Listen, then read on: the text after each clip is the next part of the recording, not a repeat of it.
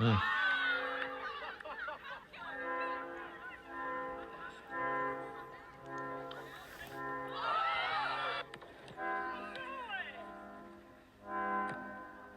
So I got tagged in this video. I'm not really sure why. I guess it's probably because I spend my time defending women's sports as opposed to most of the misogynists on here who have never really played a meaningful soccer game in their lives but think they know so much about women's sports.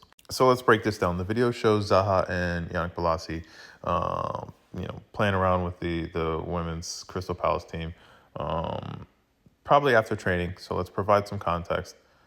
Most likely after training, both teams are on the same pitch and just decided to have a little fun. Now, a little bit more context. Do you know who Wilfried Zaha is? Have you seen Yannick Bolasie play before? Those are things that they do against men in the Premier League, one of the best leagues in the world. So I'm not sure what point you're trying to prove by showing that, but it's not quite the flex that you think it is. And again, they're playing around. It's literally post-training just a kickabout. But let's watch some more of the video. No, TST, okay. Love this example. Another shot. On the left, it's so far so good in this game. Trundle, Murkoff trying to move around, and then Murkoff takes that in to make that perfect contact. It's a fast pace. A lot of these guys have a lot of experience. Jarvis.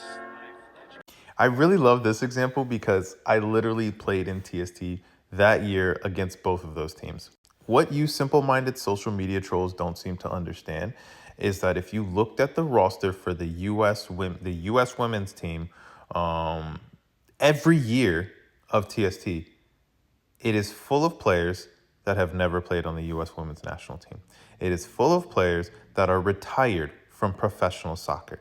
So you're claiming the U.S. women's national team, the full U.S. women's national team, got beat by Wrexham, the full Wrexham team. I want you to go through the rosters and I want you to tell me how many U.S. women's national team caps each player had. And I want you to tell me how many first team appearances each Wrexham player has in the past 3 years. Once you educate yourself, then we can have the conversation.